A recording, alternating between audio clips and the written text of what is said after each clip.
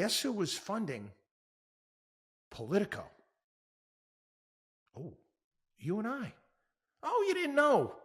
Your little Rocket Money app didn't pick up the fact that you have a subscription to Politico? Well, it wouldn't, because it's filtered through the U.S. government. Millions upon millions upon millions of taxpayer dollars fund Politico. Oh, and it doesn't stop there. You just keep digging. Millions of dollars going to the New York Times. Millions and millions of dollars going to the BBC. Yeah, we've propped up these media organizations with our tax dollars. Narratives. One of the things we've prided ourselves over the years, and I've said it again and again here on the program, is we try to dispel narratives. They're created, they're formed, and these media outlets, they take them, they put their little spin on them to make them a little different, but it's a nudge. It's there to push you in a certain direction. It's how propaganda works. Hermann Goering, eat your heart out. This is some serious Nazi-esque Soviet type shit that's been taking place. And once again, we told you. We told you what goes on. And so many things. Again, I got memory after memory to telling the story of me. I've told the story before, sitting next to Bob Beckel, the paid expert for Fox News on the left. Didn't know, much about anything, but he was there to give a strong opinion to counter anything that was coming out on the right. Didn't matter whether he knew anything, but that was his job. Again, narratives. What's happening right now? What's happening right now is that the mainstream media is completely unable to keep up with Donald Trump. Completely unable to keep up with Donald Trump. And I'm going to talk about this in another podcast when we're getting into the whole, brand new Club Monaco there at the Gaza Strip. But what's happening right now, their system isn't working. It's a great thread put together to kind of sum things up today. A fellow by the name of John Conrad put it together. And basically what we've been saying for years. New York Times, Washington Post, you can go on and on, the usual suspects, even Wall Street Journal now. Okay? They're not journalists, okay? They're not. Their function is not journalism by any stretch of imagination. And to all you kids out there, I want to be a journalist. You want to go to Syracuse University or Northwestern or Columbia to be the next budding journalist. Just pay attention, because this is all you need to really know. The media, all of these outlets, they coordinate narratives. They basically setting up the entire machine, wanting to tell people what to think about an issue, and they want to control it before it even takes off. Okay, I'll give you a couple examples. We gave you the gravitas one. How about J.D. Vance is weird? Remember that? Man, J.D. Vance is weird. All of a sudden, everyone started covering that. Remember? Joe Biden is he's sharp as a tack. Everywhere. Every media outlet. All the television shows. That's the narrative. That's what we're going with. Well, They are all of these outlets, basically a decentralized mission command system for the Democratic Party, the deep state. That's what they are. What you have various different bureau chiefs. They are watching around the country, stationed places around the country, and they're seeing, what's getting hits, what stories are getting traction.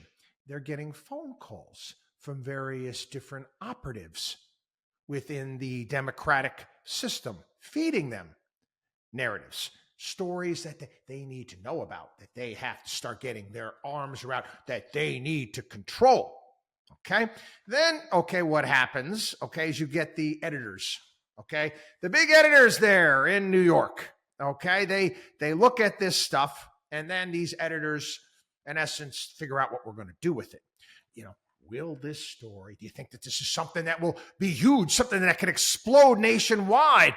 Will it simmer for a period of time? Or maybe we should bury this. Maybe we shouldn't cover this. Then you have the editorial meeting. They decide on how we're going to frame the story, and then they're going to assign writers to it. Who's going to cover this? And in today's day and age, they sign multiple writers to these stories. Just before you do that, you got to call. You got to get in contact with the deep state. You have to allow the government, you got to give the government a head start on controlling a story. Got it? Okay. Now, what they do, because they have these people, they have their sources. They have their go-to people, that they can go to when they're crafting a story to take it in the direction they want. If there's a story about, let's say, foreign policy when it comes to Ukraine and Russia, and they want somebody to be there to talk about it in a hawkish sense, they've got that. If they're trying to change the narrative, they've got an expert there to talk about it in a dovish way. That's how they handle it. If it's something in regards to the military or something that might have happened, they've got a trusted general that they can go to tone it all down and put it into perspective. Any way, shape, matter, or form or direction they want to go, they've got somebody to go to push that narrative, to sell you that narrative. Now, journalists have to do, it's not a difficult job. All you kids want to go to journalism school, this is what you're going to do. You're going to get quotes from the right experts. You're going to write it up. You better stick to whatever angle your editor wants it to go. And that's it, pretty much.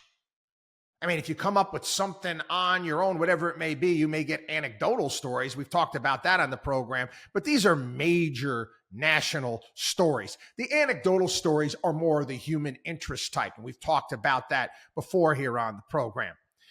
Anyway, if you screw up, whatever it may be, you either the editor will kill the piece or he'll bury it somewhere. Basically, then what?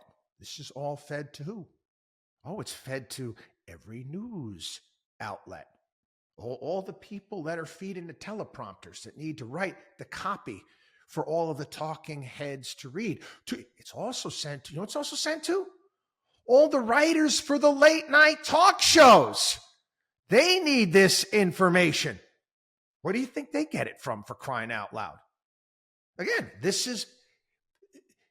they're pushing out a story to all of these the narrative out to these, and everybody gives their spin on it. So it's just a little bit different, but the same. This is how it's been working. This is what I have been talking about for years and years and years here on the program, trying to alert people to. And now we got receipts. Now we actually have receipts that not only that you've been paying for this. You've been paying for this. I mean, at some point in time, I hope that you're going to get a little bit. I mean, there's people that are understand on the left. Aren't you tired of getting your intelligence insulted? I mean, again, I'm Michael Corleone when it comes to this. Don't insult my intelligence. It's going to make me angry. Yeah, and they're not really insulting mine, because again, I see right through this stuff. But yeah, this is how they've operated. This is how they're able to sell you a war. This is how they're able to sell you a government program. This is how they were able to sell you climate change. And you bought it. You bought it. And I know, I know this game, Plato's cave, looking at the shadows on the wall. You might want to look into the light. Again, this is what we've been dealing with. This is, we have been ruled by these people. You guys at your 4th of July, America landed the free your mind. Okay? Free your mind. Take the damn red pill. Okay, Matrix fans? Wake up. Wake up to see, again, this, I've never seen anything like this. I went off on a major rant yesterday, and, I'm just collecting receipts here right now. WatchDog on wallstreet.com.